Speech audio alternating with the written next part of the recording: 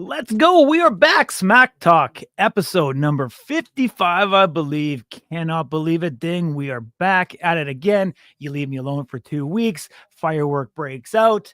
We've got a whole bunch of rumors circulating. We even got a training camp taking place right now in Las Vegas. We're going to break that down. And what do we know? And we've even seen some of the guys, some of the footage. We have Wolverine, Anthony Blackburn, Robert Trujillo there training potentially the next crop of power slap athletes. Ding, how's the hiatus been for you? We haven't seen you in a couple weeks.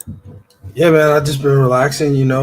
Bringing a new human into the world is can be a bit of a life change for anybody who can relate. So definitely glad to be back, man. I've been watching the show, and yeah, seems like I leave and you turn the world upside down.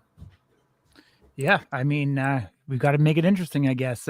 Sometimes things happen in inconspicuous ways, and definitely week one when you're away, the light heavyweights and the heavyweights both kind of stirred the pot a little bit, and I think it's needed right now. We haven't heard a lot about Power Slap 13, when and where that is going to be as of this moment.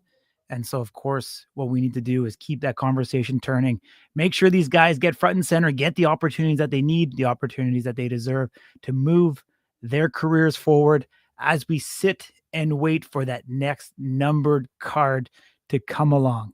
We see a lot of guys out there try to make moves, and, we just want to make sure that we can capture it front and center.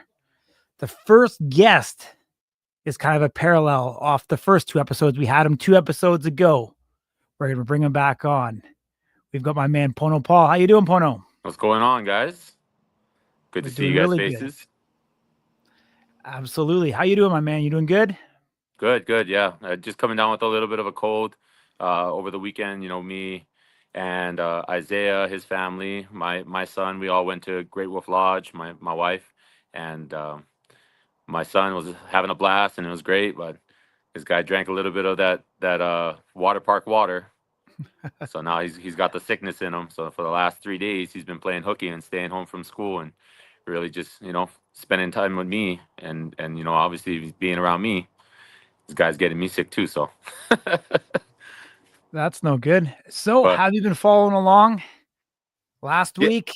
Yeah, a little. I've heard some of the conversations and everything that was coming out, and I pay attention to the things that are needed. But other than that, it's kind of just you put everything aside because I know how it is.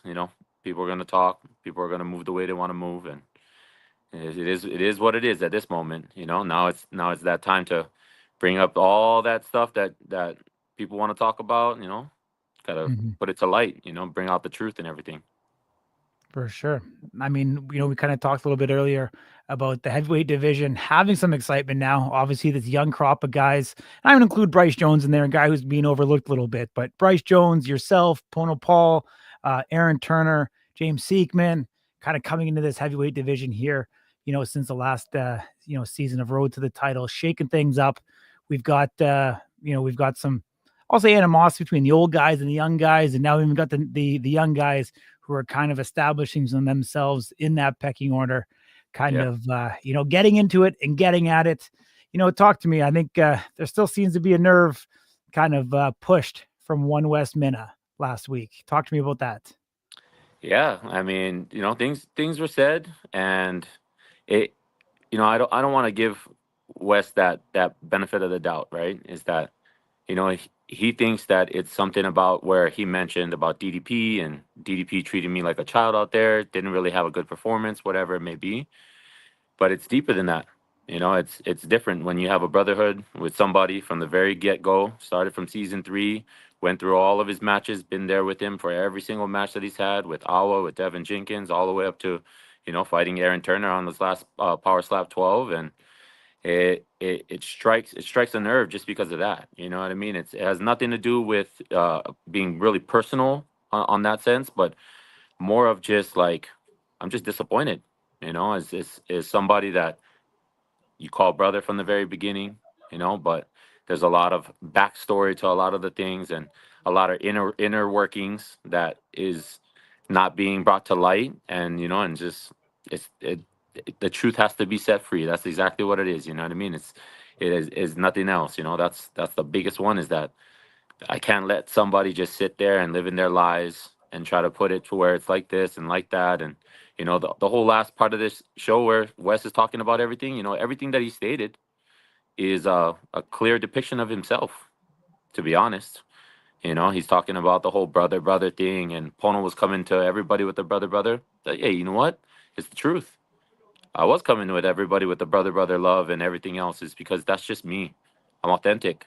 That's the real me. I'm trying to go out there and I'm really trying to show something different from the person that I was before. I was a selfish guy and I did a lot of bad things in my life along the way, and God has really aligned me back into place of where my true purpose is. And my true purpose was to be able to go out there and help others and show exactly what it is and give everything to everybody. You know what I mean? Whether it's the technique, whether it's the mindset, just dial people in so that way they understand that they can make it through life the same way, and it, now at this point it seems like it's being painted as a bad thing, becoming that brother brother feel to everybody and really having love for other people. And at this moment right now, I treated Wes like he was my family from the very get-go. Season 3, I mean, we can speak on things. We can, the best thing about Wes is that he didn't understand that you can say a lot of things, but when you have proof, when you have text messages, when you have all the writings, it's different. You can hold somebody accountable for what it is, because now it's like you can say stuff online and you can puff your chest up and you can do all this craziness, but at the end of the day, dude, I hold the keys. I have all your messages. I have everything that you started off with the brother brother, and he points the finger at all these other people so that way it takes the attention off himself. And that's a big one, and like I said, it's a disappointment because at the beginning of this stuff, it was brother brother with him. It was everything else, and not to say that that changes in a way, but more of like I just don't. Low key word. I just don't fuck with you. I don't fuck with that stuff. I don't fuck with Mhm. the fakeness. I don't do all that stuff. If you were gonna come at me like that, you should have came at me like that from the very beginning, so that way I could have saw it, and then made my adjustments for where it is, knowing that you're not gonna be a part of that, right? Whether it's in my circle and anybody else's circle, and it's bigger than just what he's saying. Talking Mhm. about this bullshit about DDP making me look like a child. It's because he's that type of guy. He's the guy that will come on and listen to somebody else's interview and then go over there and try to speak on the interview, try to put it out to people like that because he needs a template. Just like how he been going through this whole entire season 3 and all of his matches, he needs a template. In the very beginning, he relied on me. He relied on me as a Mhm. friend, as a brother, coming at me with some crazy stuff, right? And that's the biggest one is I want to open up those doors so that way other people see that same person in him too. Mhm. He's gonna come at you with that brother, brother type stuff. I got the text messages to say it all. I love you, bro. Call me up. Call me back. Please help me out. You know what I mean? I going against some big dudes like Awa, right? He didn't really care about Devin because he saw what the performance between me and Devin, and he thought he had it in just locked in already. So, but other people like Awa, he was scared when Awa came around because it was a UFC fighter, somebody that was trying to make it, use him as a stepping stone, and I can speak on so many things about this man. And Mhm. that's the difference is that when you start speaking stuff, better put out the truth. Don't spread lies. You know what I mean? And Yeah. I let it get to me at a point where I opened up that door and said exactly how I feel about the guy because I know what all the other stuff on the back end is. I know what's going on with a lot of the other people inside the sport, and he just rides on people's coattails. He started off with me in the season. He saw what I was doing with everybody and trying to influence everybody and be the most inspiring person on the season. And people live on a low vibration like that. Mhm. Jealousy, envy, greed, wanting to have something different, and he's not having that position at that moment in time. Probably, Power Slap not looking at him as a solid prospect to be able to grow and be able to make the sport something different. So he has Mhm. to latch on to something. So he took a lot of that special talk, special walk from me. And then as soon as he doesn't need me, tosses me away, goes to somebody else. Then I see it like that. You know what I mean? Pono, let me ask you this: Go there's ahead. there obviously I'm assuming you've seen the video that we posted of Wes kind of saying his side of the story, which I believe all men are entitled to, women included, of course, but anyone is entitled to, I think, tell their side of the story. For sure. But somebody wrote a comment that was interesting to me, and I want you to just tell me what, from your perspective, it means. This person said the aloha comes with Hawaiians. It's not fake. We respect until disrespected. Can you tell me what all of that means for I people mean, who don't know the Hawaiian culture? it's clear in detail right there. It's like that's exactly what it is. Aloha is a overall in the Hawaiian culture. We give everybody love. We give them the benefit of the doubt. We help as much as we can, and it's until you're disrespected, until there's no loyalty there anymore or anything else, then it changes. You know what I mean? Just like how anybody else would say, when true colors come out like that, you got to start readjusting and being able to see it for what it is and make moves differently at that moment in time. And it's like just like now with everything that like somebody can go ahead and cry about being blocked on Instagram and doing all the other bullshit, but at the end of the day, I block you because I don't want to see all the bullshit. That's it. There's no pettiness involved. It ain't no female female type of feel to it. It's reality. I block people just because of that fact. It's like you're gonna just continue to talk, and honestly, right, if you ask Wes, all the times that he was trying to come out and talk shit about everybody and post things and do all the other things, I was the one helping him, saying, hey bro, look, you don't have to be that way. You don't have to go out there and do those things. You don't have to put people on blast. You can be a silent assassin. You can work through all this stuff. It's like the more you put out there that you talking shit about somebody else, or you feel like you need to speak on something, and it's like it's gonna make you look like a different person out there. So I would just hold back on what you say, and he did it. He one thing about Wes is he listened. He listened to all that stuff. He listened to everything that I told him, everything that I try to preach on. But that's a huge thing in the Hawaiian culture, is that I respect you all the way until you show me that you are not loyal, and that I don't have to respect you anymore. And it doesn't shatter how I feel about whatever that was before, like the brotherhood. But what it does is it puts a big freaking mark on me, man. Where it's like I'm disappointed. I'm disappointed in the way that this person was, and now seeing the way his real true colors are, I get it. I get it 100% that he is that guy. He's just like stated in my thing, trading blowjobs for information and technique. It's real. I mean, it's funny. It's funny, but it's real. It's real. That's He's amazing. out. He's out here trying to jump on everybody's coattail because he is not a creator. He is a follower, not a leader, and that's reality. He needed Yeah. to follow somebody in the very beginning, and then now, once he's gotten all that information, he's be able to do whatever exactly what he wanted to do. Now Mhm. he's got to jump on somebody else's coattail. And the crazy thing is that you trying to mess within a brotherhood that has already been created. Crazy Hawaiian is my bloodline. That's my brother by blood. So it's like when you start messing around with that kind of stuff, dude, you show me exactly who you are. You know what I mean? It starts to be where you take on his technique, you take on his skill, you take on all that stuff, everything that he's probably tried to implement into you. And then at that moment, what are you doing with him? Trading a blowjob for information and technique. You're moving on. You're going back on. You think that this is the way that you need to move around in these things, and I'm not gonna put it past it. I feel like maybe that's how he got through life. A lot of this stuff. I'm not gonna judge him on anybody else or his relationships with anything outside of Power Slap. Maybe he's a good guy to other people. Maybe he does run all that stuff. But to me, honestly, that just shows me that that's the type of person he is. He'll ride your coattail until he's got to where he needs to be. Once he gets to that point, a lot of it's inflation, blowing his head up. Now he's at a Mhm. point in position where he's number 3 in the world, and that's gonna blow anybody's head up at that moment in time. But he needs a reality check, right? Yeah. He really Well, does. yeah. I mean, like it kind of sounds like what you're saying. Like a rising tide, rises everybody, and almost the guys from season 3, kind of banded together, and everyone's stock rose at the same time. Hmm. But it's very unique. I mean, this is the fight business. There's no other sport that has this type of camaraderie, especially within the division. I mean, Correct. usually even within a camp. I mean, Din can speak, more about this than I can. But there's been times in the past where, whether it be, you know, whether it's Jackson's camp or any or two guys are fighting each other in the octagon and they want to go in there and kill each other. Hmm. Do you think we're at a point now? I mean, we've gone through, I'd say, two different transitions. We had the OGs that were incredibly tight knit and close and had that friendship, and kind of come in. Some of the newer guys coming in also have that.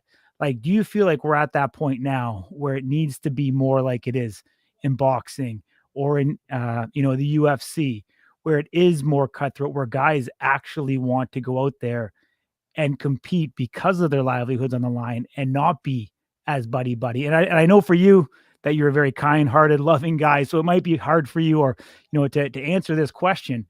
But are we now at that point in the heavyweight division where it's every dog for himself? I'll be honest with you, Core. I ain't gonna change who I am because that's who I am. It's the authentic me. I'm real.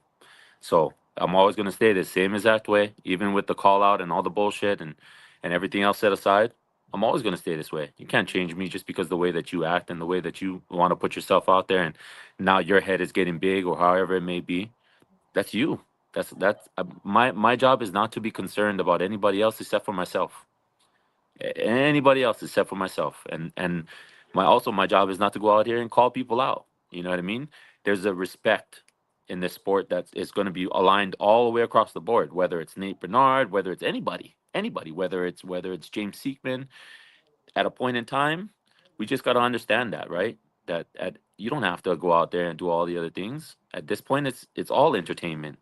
I'm gonna tell you right now. I got a text message from Wes right after that whole entire thing where he was talking shit about the whole DDP and treating me like a child, and then I couldn't jump on in that moment in time to see what he was gonna say at that moment, and then after I jumped on and talked about that stuff, all that shit. At the end of the day, I know one thing's for sure, is that Wes is not ready.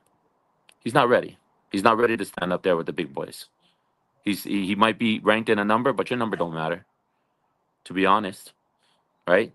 We're looking at him. You want to talk about somebody treating somebody like a child, and I can be the one to accept that too.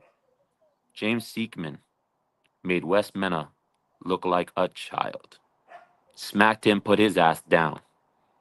That is a bodyguard that is guarding all these other people out there, supposed to protect them, and he got slapped in the fucking face and put the fuck down. That's reality. His second match against Awa, he clubbed him. His third match against Devin, he clubbed him.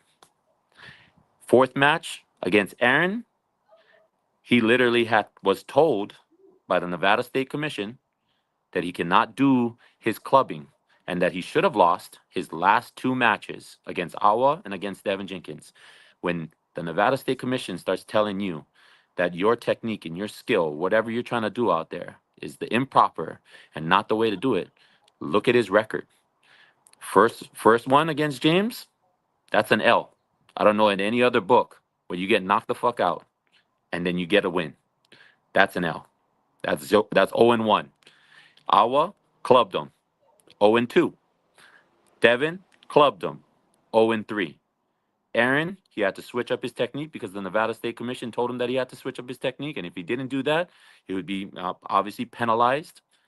Then he went out there and hit him with the fucking Karate Kid crane kick with his hand, looking like a dumbass, right? And didn't finish the job. And then goes out there and talks about it. So to me, right now, Wes is 1-3. Honest. 1-3. No performance, nothing else out there. And he should claim that. He should own that. But he won't, because he's not that type of guy. He's going to sit there and he's going to deny all the way to the very end and think that facts, truth, not going to set his ass up for failure. Can continue to lie all you want, but he's not in the caliber. Not in the caliber. Look at me. I go against Dorian, ranked number 1, right? I lost that match. Split decision. But at the end of the day, in my heart, I won. The only reason why is because I stood with somebody that was deemed to knock me the fuck out. Put me out on my ass. And didn't. I stood with the best. And if I can stand, I don't know if I can do Vern Cathy math, but if I can stand with Dorian, I can stand with the champ. right? That's So that's Vern Cathy math, I right? gotta tell you, Chelsea's backstage and she was just clapping when you said that. That was an awesome moment to see.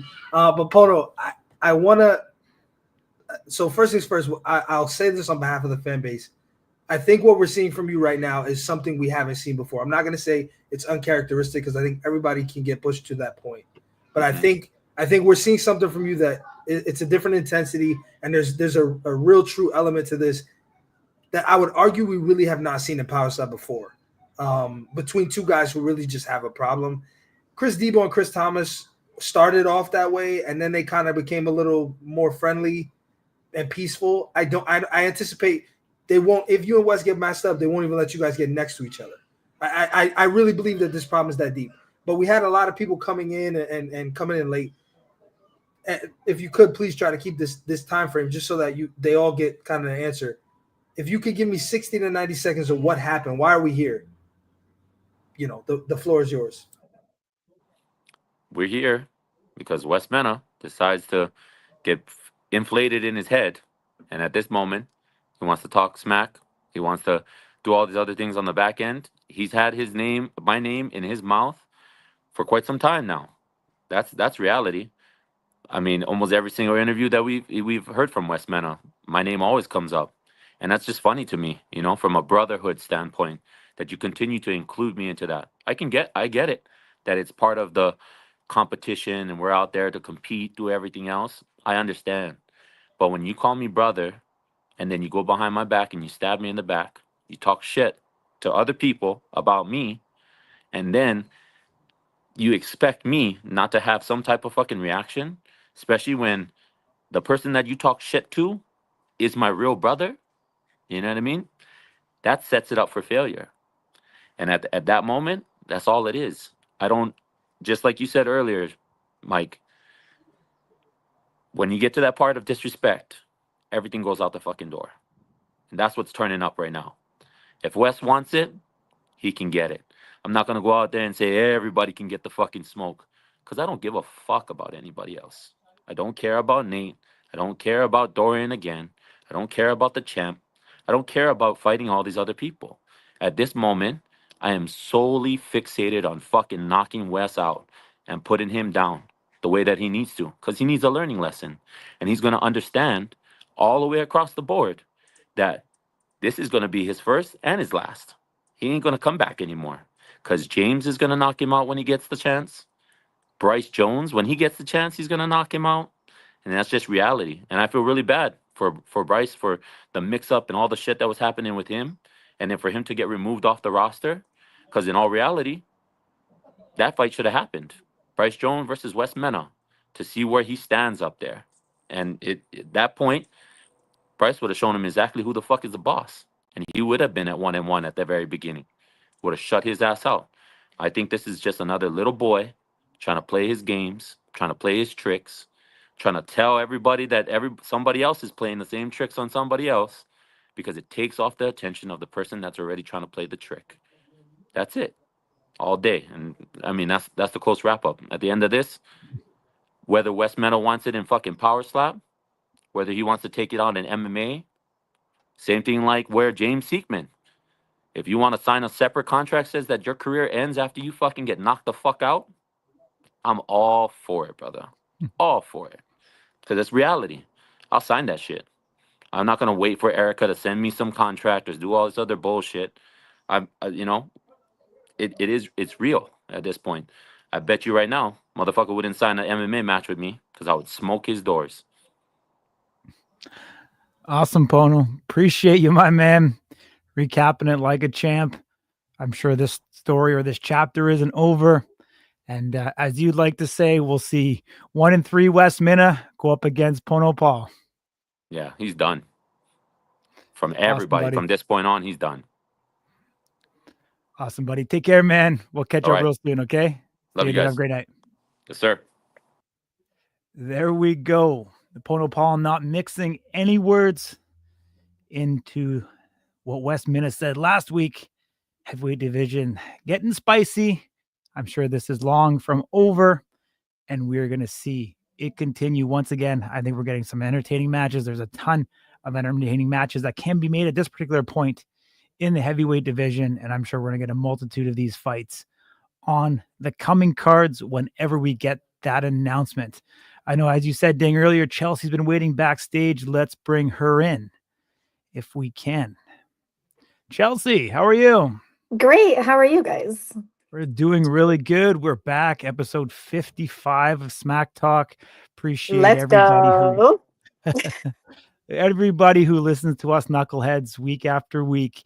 But how have you been keeping, and how hungry are you to get back up there at the table? I mean, I'm very hungry to get back at the table. It's an addicting sport, it spikes your adrenaline so high. It's exciting to go out there and compete on a big stage. I know I was on a pre-recording this time, but I really want to take my kids. That's a goal, right? Like I have a goal and I want my kids to go attend and watch me do what I love doing, but have them watch what they love watching also. So that's the goal. For sure. I remember you saying before that, your kids have got to see John compete, and you wanted to show them that mama's just as big of a badass as their dad. Yes, and they want to watch me so bad. So hopefully soon I can bring them to a card. That's the goal. Absolutely. We see some additional weight classes being added here. Where do you ultimately see yourself kind of fitting in which class that kind of suits and fits you, the best?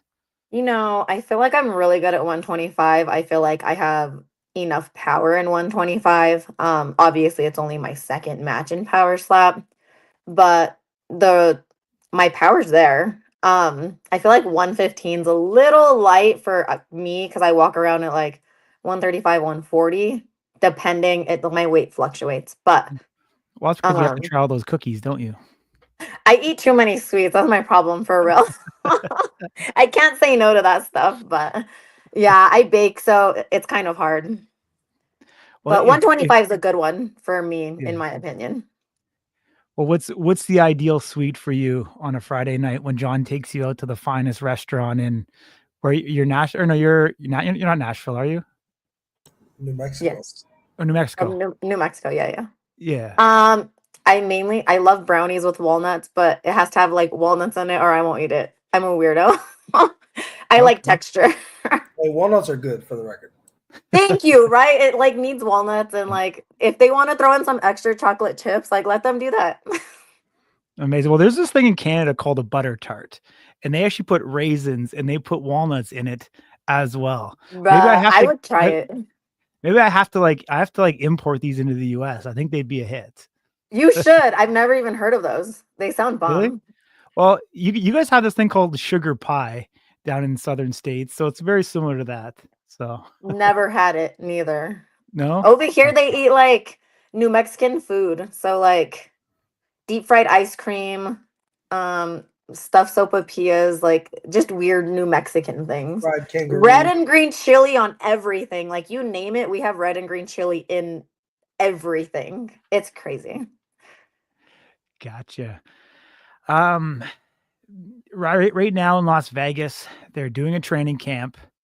They're bringing some new women in. We've seen there's 5 or 6 different women, as part of this initial combine that's taken place. So kind of interesting to see the growth of the women's division continue to go. I mean, obviously we want to see there be some formal divisions. We want to start seeing a belt or 2 being announced and really push this forward.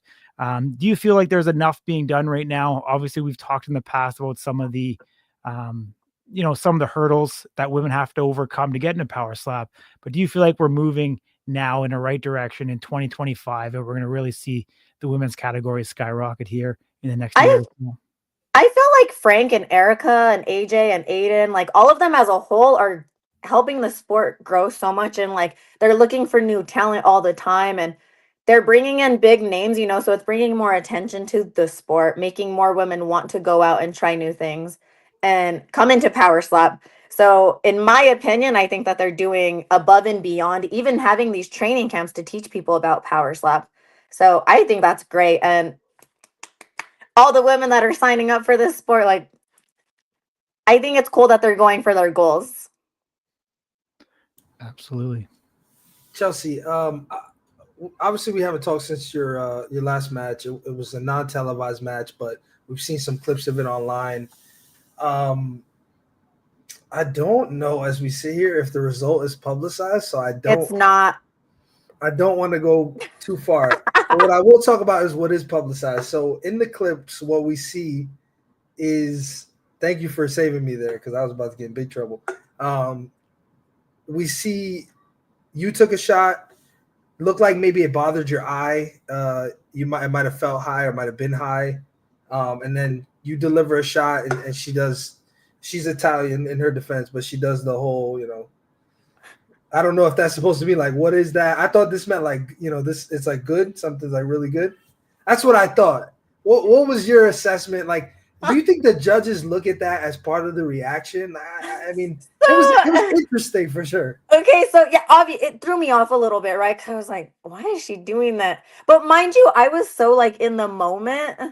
Like, her first hit was super high. So like in the video, you see me pointing at my eye because I've never been hit that high before. Like, obviously your strike zone's here. So she hit me here and it like threw me off a little bit. And I was like, what the heck? And then when I hit her, she did this.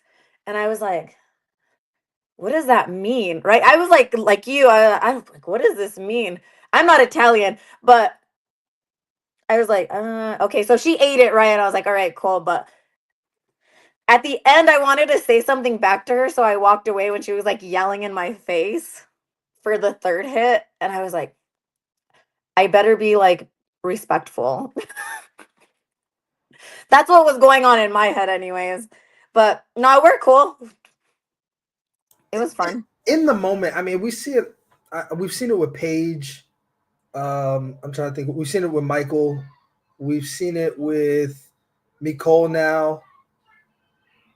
Nicole Schaefer, Jackie and Sheena, of course, where they kind of have these like, they do something. Paige like will jiggle the. She has like, this thing, yeah. She'll go like that. Michael Brown will do the eating thing.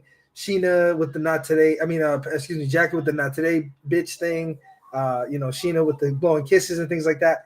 Does a small part of you feel like disrespected when somebody does something like that to you after you just No, hit them? I think like everybody's adrenaline spikes differently, right? So like your reaction to things is just different. So obviously my first fight, I didn't know how to react because I've never been slapped in the face. Like, she fought for a living. My first time getting slapped in the face, I was like I didn't really have I ate it and then I shut up. So this time around, I'm like banging the thing and I'm like, fuck yeah. And then I like wave it up in the air, right? Because I was excited. I was excited to go out there and perform and like go do my best. So I think it's just an excitement thing for people, in my opinion. Like, they ate it and like they get to react to it. So obviously the other girl fight, you see them also like their reaction's way different and very like it's calmer, just because I feel like they didn't know how to react to it because they've never been slapped in the face. That's just my take on it. Yeah, I mean, I'm curious. This is kind of a two-part question. The first part, I would say, do you feel like in any way the judges factor in the reaction when that's part of it? Like, to me, yes. Okay. Yes. I feel like yes. I can't say too much. I was going to go on that and I'm just going to stop. So yes, I feel like that factors into like the judges scoring on anybody's side, depending on how the other person's reacting. Totally respect that. And the second part of that question was, do you think, I mean, I guess in hindsight, having done this now, a couple of times, your first time being a little more anxious and not knowing really what to do once you absorb the strike, you really looked zoned into me. The second time, maybe a little bit more, I'll call it playful, but I don't mean that in a way that says you're not serious. But I mean, a lot of the times these things make it on social media, right? The one that I can think of off the top of my head is Hunter Ass, and then doing his whatever, dancing. He was getting it. Whatever that was. I think he's in here. No disrespect to your moves, my man, but I mean, it was fun and it made it on social and it made its rounds. Do you think that's sort of an important part of this whole thing, being that in some ways that gets a lot of You're opponent attention? you're advertising yourself, right? So if you go out there and you put on a show and you react, like they love you even more because you're bringing in views, but you're also promoting yourself as a person. You can go out there and be whatever character that you would like to be. And that's who you are deep inside. Like Turpin, literally, he's the greatest example. Everyone says, like, if you talk to him outside of it, he's not like how he is on how you see him on the TV or how you see him on screen, right? Like he's a good example of that, in my opinion. Big fan of Turpin. So Yeah, people ask all the time, if or at least when he was competing more often, yeah. there was always a question as to who really is Austin Turpin. Exactly. And I think deep down when they're on stage, I believe everybody has an alter ego and that's who their real true self is out there. But if you be that person like in your normal life, like people judge you more, right? But you're on the big screen and you're on TV and people see that and they love that, then they're like, "Oh, okay, like they want that more." But it's only normal when it's advertised. The crazy. Does that make sense? I think cuz I see a lot of it in like MMA and stuff that the more outgoing you are and like John's an energy ball. So I just go based off of him, but he's like that on the stage and in person. So I don't know. I just feel like a lot of people, that's who they are inside and that's who they want to be. That's who they want to show the world to.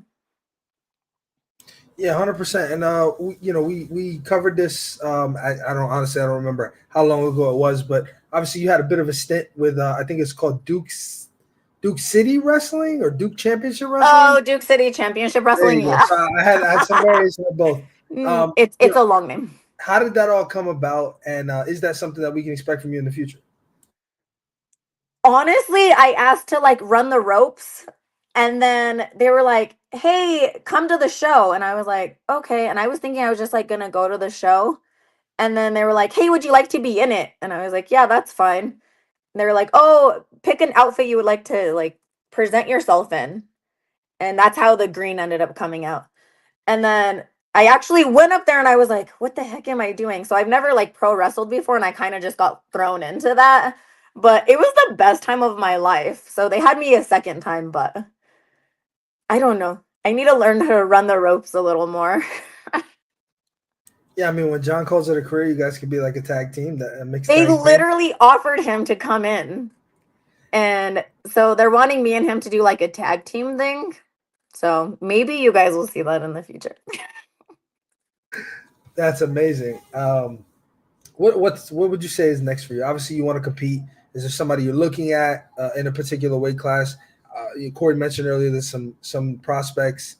For anybody who's confused about that, these prospects don't have contracts yet. It's all just very, kind of trial based.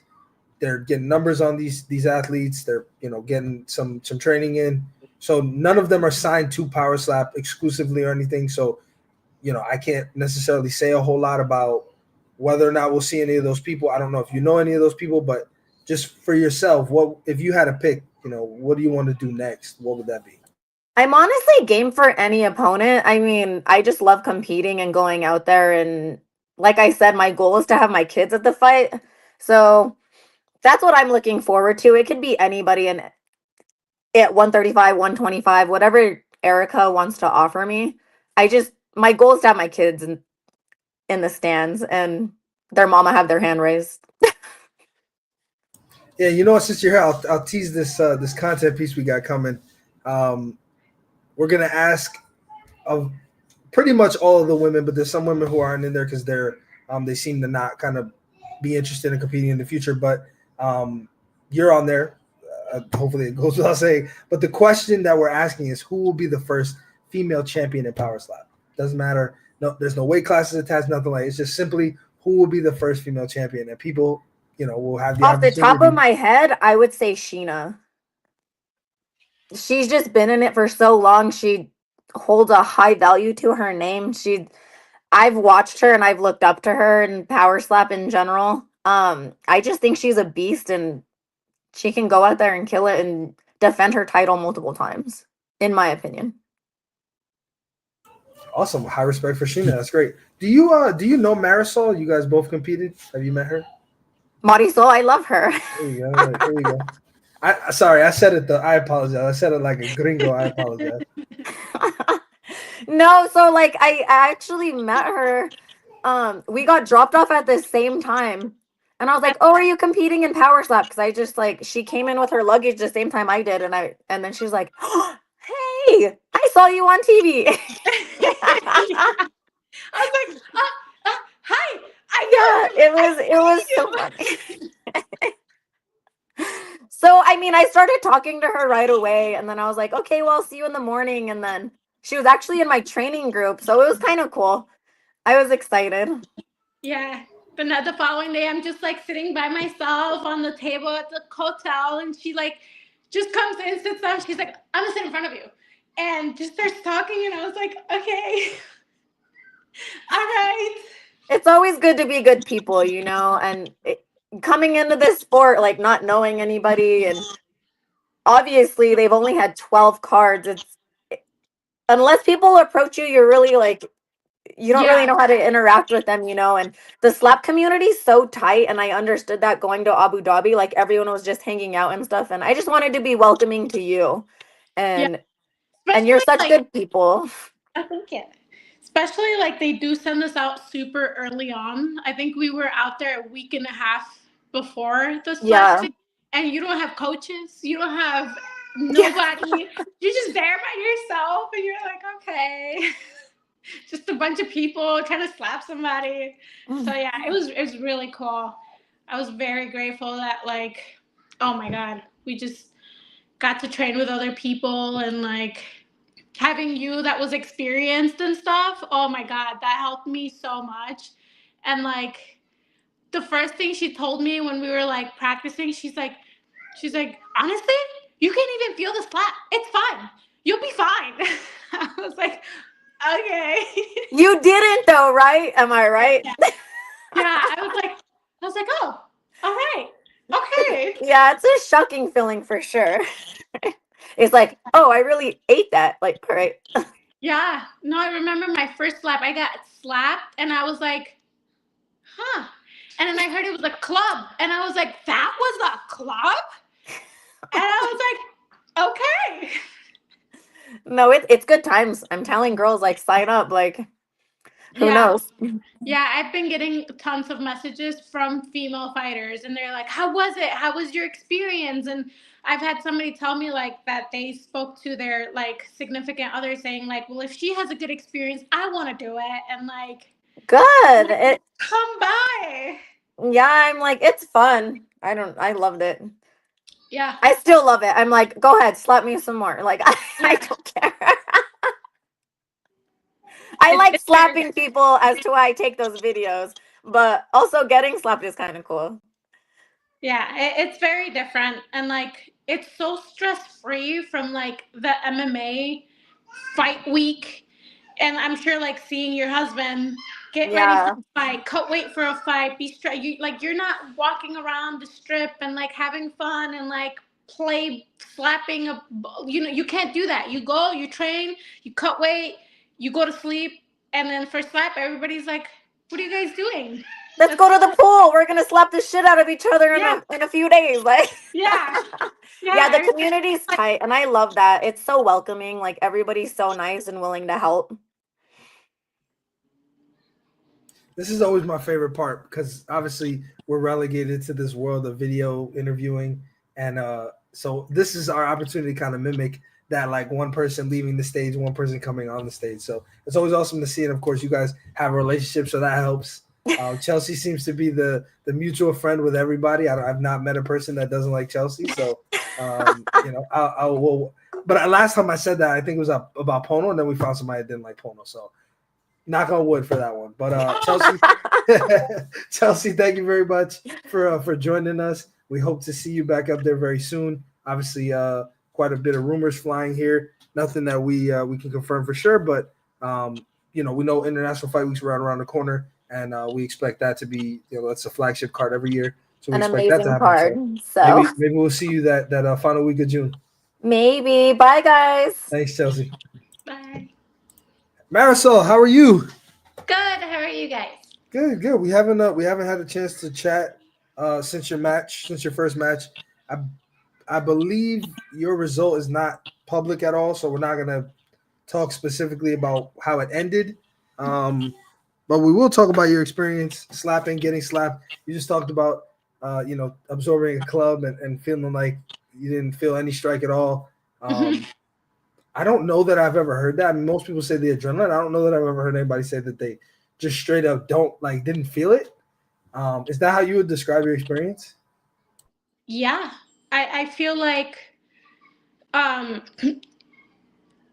of everything, I was the most scared to not get slapped, but like first off, like I didn't want to be that like meme. I didn't want to be a meme video.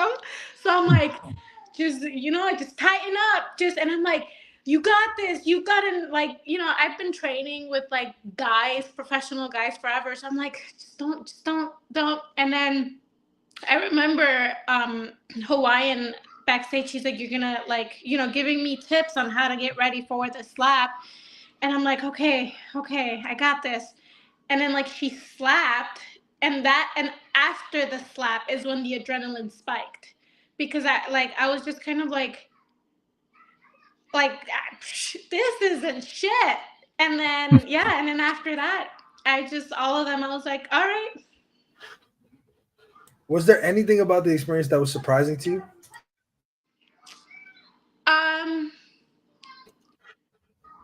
Honestly, just how calm I was walking in. For a lot of people, I feel like there's not a lot of like mixed martial arts fighters, so like a lot of that is new in the adrenaline and stuff. For me, I feel like the adrenaline was like something that affected me negatively in the MMA world. And then when I came to Power Slap, I was just calm and just ready, and like I had other things like the commission being on me about drinking water and stuff. But aside from that, like it was just, like it was easy. Like you go in, you go out, and that's it. And you experience like getting slapped and slapping, and like, yeah. In the past, I mean, obviously, there's a training camp going on right now for Power Slap. That's kind of a newer thing where they have these prospects that they're kind of, I guess, I don't want to say trying out, but they're looking at really, they're actually having them physically there and scouting them. But for you, you came out a week early, and they kind of ran what I would consider the first iteration of a training camp. Do you feel like that period of time was beneficial? Because it hasn't happened in the past. Do you think you really learned a lot? I mean, you talked a minute ago about not really having a ton of direction. So what were your thoughts on that experience, being there a week early and having additional time to train?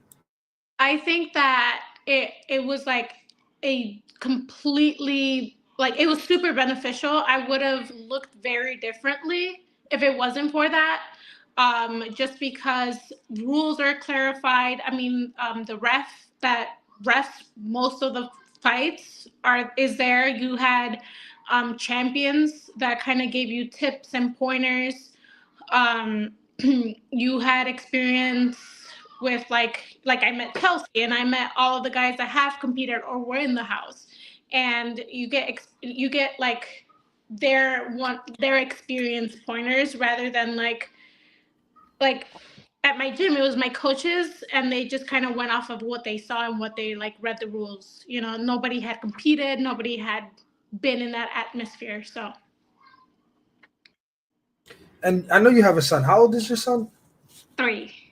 So he doesn't exactly know what's going on, but does he understand some level of the fact that you're going up there? And I mean, I don't know if you show him or anything like that, but Oh, he's part of the MMA world. He has been coming to the gym since he was 3 months old. So he like knows when, like when we're fighting or when training. He understands like, hey, we're training right now. When we're done, you can play.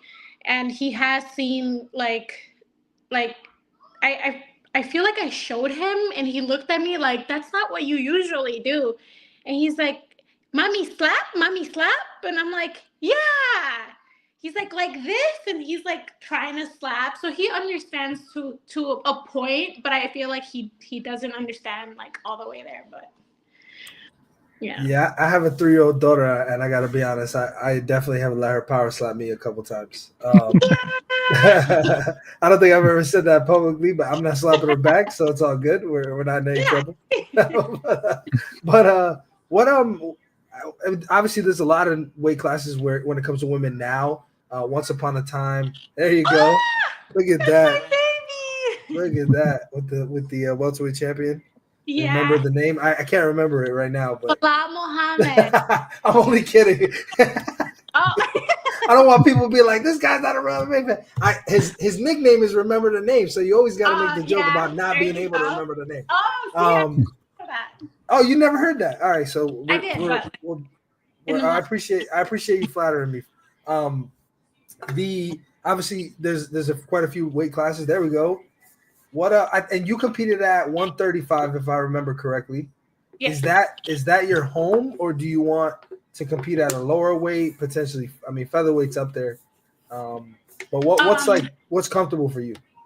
Right now, 35 is comfortable, only because that's technically my walk around weight. I didn't really have to cut anything for that, which I felt was really important for not feeling, the slap as much as people that do cut a lot of weight. I mean, maybe in the future, if the opportunity comes for like a big fight, I will take 25. 45 is pushing it, like that's over my walk around weight. But again, like I will fight or slap anybody. And if the match makes sense, I will 100% do 45 or 25. Yeah, I would imagine if you got the phone call to take on Paige Van Zandt at 25, you'd Oh, 100%. I mean, I love her. She's another one that I met that I was like, oh my God, you're so nice. I've been following you since you weren't even old enough to do tough. But again, like at the end of the day, like it's just competition and it's nothing like personal. See, there we go. We were matching too. But yeah, it's like it's nothing personal or anything. It's just, it's combat sports, and we can hug it out at the end. This last opponent, we talk and we have known each other or of each other for some time. So again, like Chelsea has said many times, it's nothing personal. What do you feel like Power Slap has done for you yourself, your own brand? Whether that, however you would quantify that. I mean, whether that's, respect among your peers, whether that's following on social media. What would you say that it's changed for you, so to speak? I think it just brought my name back to the combat world. I haven't fought in some time. I haven't really fought for a big stage in some time, especially after having a kid. And I kind of just, like that spark kind of just started, putting me down, and I just like wasn't interested in any of this. And then when the opportunity came, I was just kind of like, I have nothing going for me. I have nothing I'm chasing, and why not? And now that I've experienced it, now that, I see the reaction of people thinking like, holy shit, like you did that, and thinking like you're crazy. And I'm like, I've been telling you guys. So yeah, and like, I think it just brought me back, and now it's something that I can chase.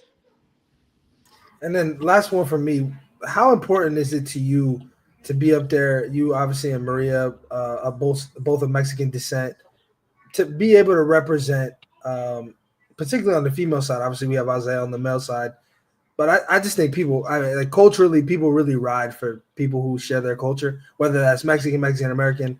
How important is that to you? That aspect of it? Oh my God, that was like. I am very, very proud to be Mexican. I was born in Jalisco, Mexico, and like, it's just kind of like wherever I can bring my roots, I will do it. And when they said like, oh yeah, Battle of the Mexicans, and that's when I clicked like, oh my God, there hasn't been any female Mexicans on the card, and like, it's so nice to be able to bring the sport. And like Mexicans are very, very diehard fans.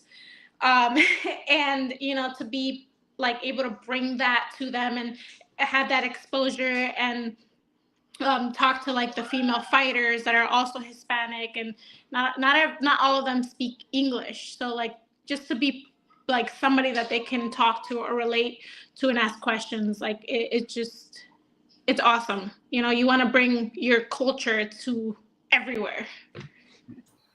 Yeah, I will say, Absolutely. I think, sorry, Corey, real quick, my last comment. I think that there'll be a Mexican debut of Power Slap in probably the next 18 months. That would be my guess. It just makes sense. They're going to Yeah. Mexico quite often with UFC. Nitro Circus has also been there. So you wait. I think what are we? I'd say by quarter 3, 2026, we see Mexico for the first time. Oh yeah, I hope so. Yeah, that's kind of where I was going to go, because UFC 320 Noche, September 13th, has been announced in Guadalajara. If Power Slap did come a day or two before that particular event, how do you think the Mexican fans would welcome Power Slap, and what would that audience be like? Okay. I feel like out of all the fans, Mexicans would love Power Slap. They are all about like just like power. Okay, you can bring it. Can you bring it? Okay. Sorry. All good. But I think out of all the cultures, especially like with boxing, it's like fight like a Mexican. It's all power, so they love the knockouts. They love the power shots. They like everything Power Slap is. That's what they love. I think it would Mexico and Mexican people would be love to be part of it, and watch it too. What? We love kids on Slap News. Yeah, absolutely. That's great. One last one for me. I know you're busy. I see your purple belt in BJJ. Are you working towards that black belt? Yes. Yeah. Okay. He wants a cookie. Sorry. I started. Don't we all want a cookie? Where's Chelsea at? I need to do some custom ones. Yeah, no, it took me years. I think I was a blue belt for maybe 5-6 years before I got my purple belt. And I take a lot of pride in that. And I take like that to me is like, that was hard work. I trained with Jillian Knoll, who was the Medusa champ right before she competed in that. And to me, I was like I earned that belt. So like to earn my brown and to earn my black, like, yeah, that's the goal. I want to be a black belt, and I want to, compete in every sport I possibly can. Awesome. Very, very cool. We appreciate you joining us. Great catching up. I'm sure your fight will get released in its entirety relatively soon. I hope so. And then I'm sure we'll have you back on to break it down. But take care, enjoy, stay ready, because you never know when Erica will give you that call to be back up there at the table. Okay. Take care. Have a good one. Bye. Bye. Thank There we go, Ding. Keep on rolling. You're back once again. Yeah, everything's Have you back. more peaceful. I mean, we had to kind of bookend the chapter with Wes and Pono, but we got Chelsea and Marisol to kind of cool it down, nice and positive. That's not like you, man. I mean, New York, hectic. Guys think you can fight the world. I'm surprised you like this kind of new chill. Well, for the last 2 weeks, I've been yelling at my damn phone while watching this, trying to. So I'm a bit tired. I got to be honest. You're probably like in the last 2 years of all the work we put into it, you're trying to burn this down in 2 weeks. Yeah, then I see we get an email saying, this video has been demonetized due to profanity. Yeah, your credentials at the UFC have been revoked. God, You're like, man. I wasn't even on the show. Listen, I thought we've done this once or twice throughout history. The infamous Chin Reaper versus Sean Kilmartin was a demonetization moment. Chris versus Chris Debo was a demonetization moment, but I think the highlight of that was it was a matchmaking moment because a week later we find out that they're fighting each other. So hopefully Pono and West get to settle this thing. You think that match makes sense? Yeah, man. I think those are two guys that are right there. DTP is the number one guy. People are calling for a rematch against DeBell. He looked much different than anyone else has ever looked against DeBell. So I think to lose to DTP is not anything to be ashamed of. Is kind of what I'll say, especially in the manner that he lost. Just a decision. I don't think there's anything to necessarily negative to say. I think the number one guy in the world, Pono's on his way up. I think experience kind of won that night. And I think he knows that. But then you got Wes, who's on a tear. But again, I think, and we talked about this, some of these guys that he faced, he really shouldn't have, right? After the Awa fight was kind of his, get this unranked guy. Let's see if you still got this. It was his bounce back fight right after the Siegman KO. The Jenkins fight didn't really make a ton of sense.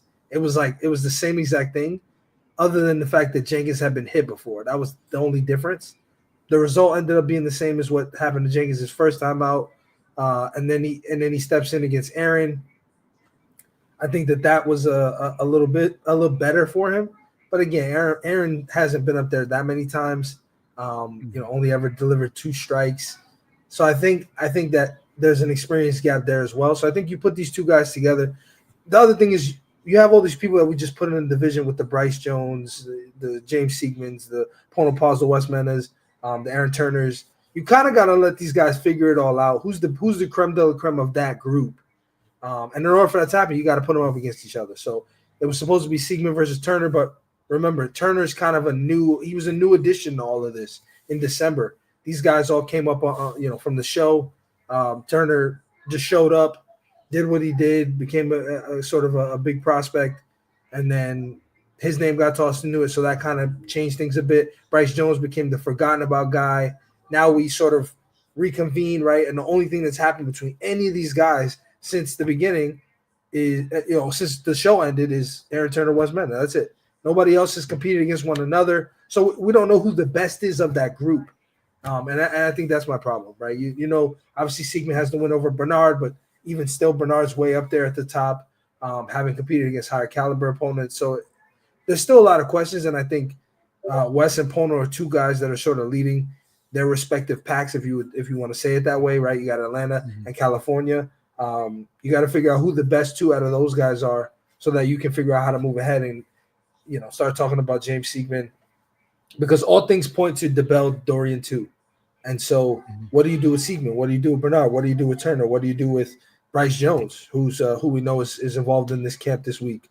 As in an assisting capacity, not necessarily as a participant, but that would reason to say that there's some interest in bringing him back, and that we'll see him up there at some point in the future. For sure.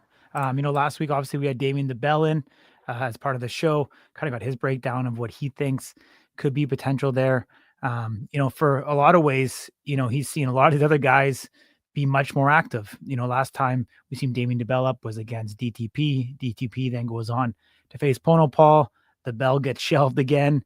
I still feel like in a lot of ways, and no disrespect to DTP, I'm not sure there's a lot of people calling for that rematch to be taking place right now. I'm not sure how exciting it is for the fans. I do feel like they need to kind of work that division out. We need to get a new, horse in there. And the reason why I say that is that I just don't see there being really much of a different outcome come the second time when you run those two guys back. I think you get very much the same outcome again at this particular point in time. And so I think as this kind of, the division moves on, and we see kind of the pecking order. So in a lot of ways, I think Pono Pau, Wes Mena does make sense. It was interesting that they put Pono being number 5 up against number 1, so obviously, reading between the lines, what the brass at Power Slap ultimately think of him.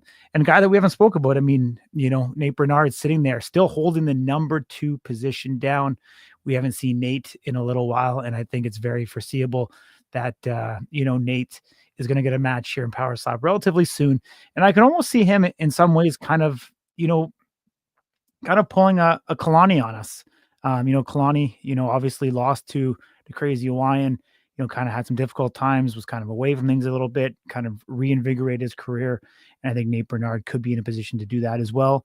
And there's a plethora of new guys sitting there at the top as well that he can, take on and try to resurrect that career and get back into the wing column. So the heavyweight division, I mean, we've dug into it a lot for the last weeks here. We're going to see what's going to come in the coming weeks. The training camp, Ding, I know you're working, the phone quite a bit here. We're getting some interviews in with some of these newcomers. But just so everybody knows, this training camp is taking place in Las Vegas. They're there today and tomorrow. They're putting them through the paces. Today, they went through a lot of the matrix, or they did all the testing at the PI, the power cube, the neck strength. They got all their measurements, taken. So all that data is being recorded. And, they got to meet with the 3 coaches, the champions, Robert Trujillo, Anthony Blackburn, and Wolverine there on site, teaching them, putting them through the paces and how to position themselves on the defensive side and really start this process. Tomorrow, we're anticipating things are going to get ratcheted up more. We're going to see more intense workouts taking place as part of this training camp. And then ultimately at the end of it, we're going to see if these athletes can show enough to deserve to get a contract in Power Slap. From what we're being told, there's going to be multiple of these training camps planned in the coming months. There seems to be approximately, I would say, around 20 or so new athletes coming in for this training camp specifically. And, it's an interesting and new, different concept of what Power Slap is rolling out. And I think it's one that ultimately is going to lead to better entertainment. I think it's going to allow these athletes to be able to prepare and plan for their first ever match in Power Slap, whether it's, a taped undercard match or not. They get to go back home and learn and practice every day properly.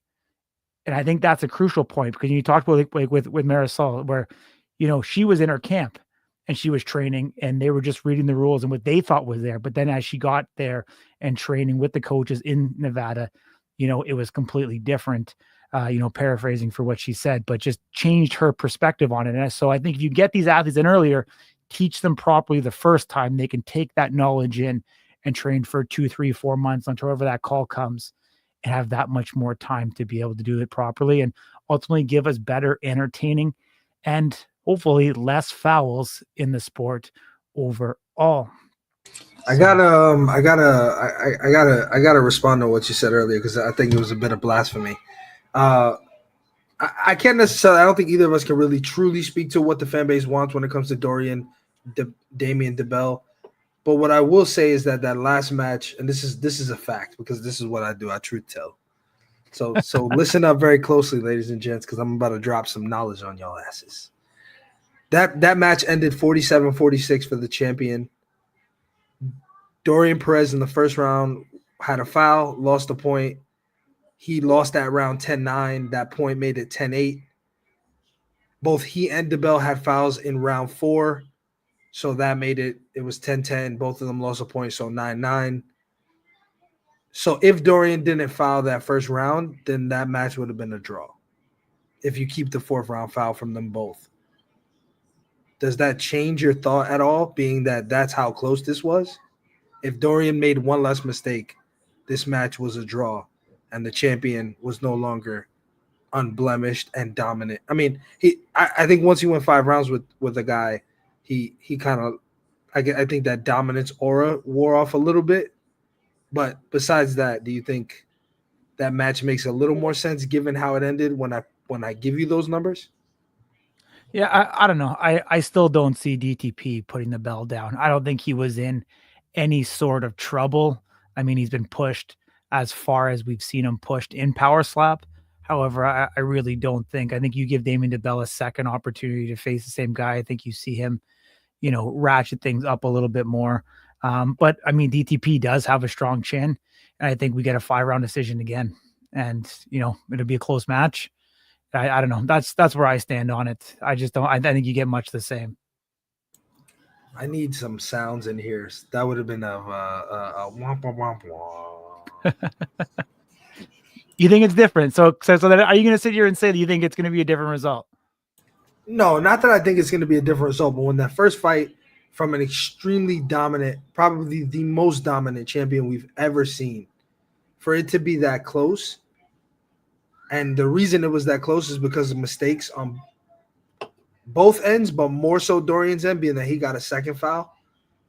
I want to know what would happen. I want to know what would happen should these guys clean it up and not have any fouls.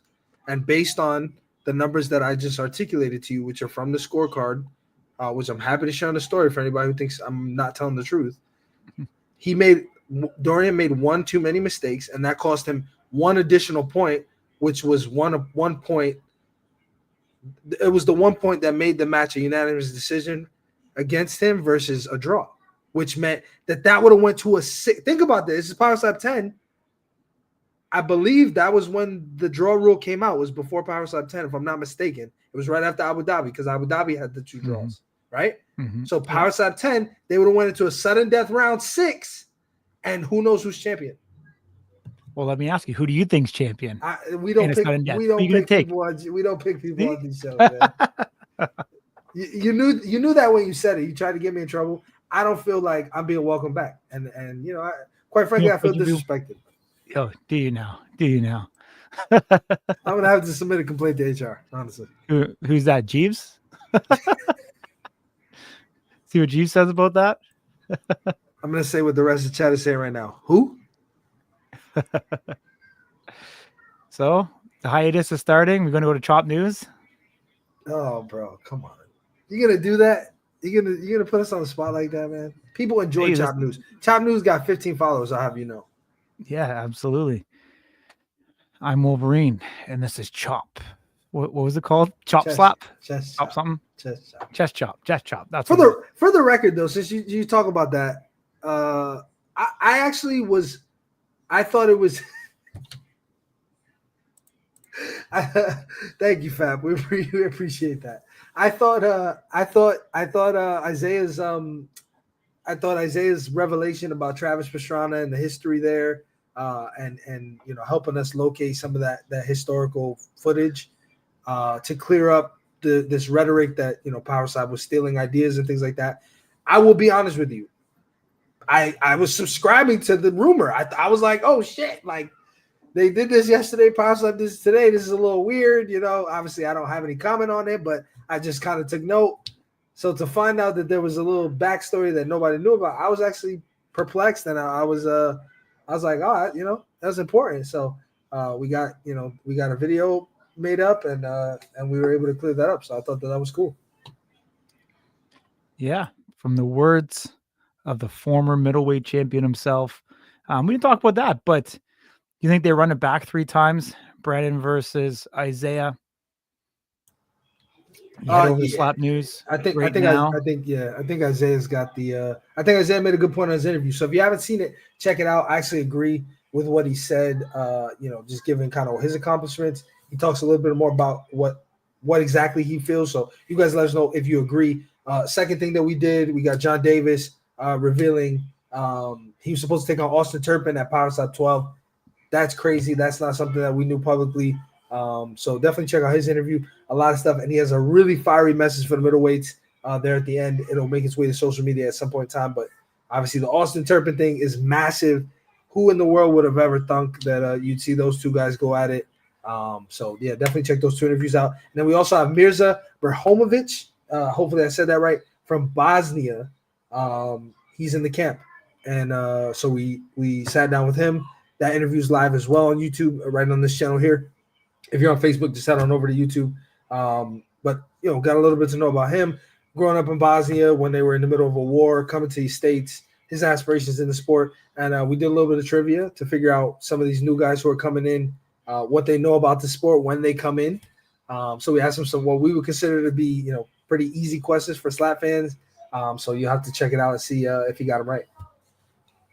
Absolutely, Ding.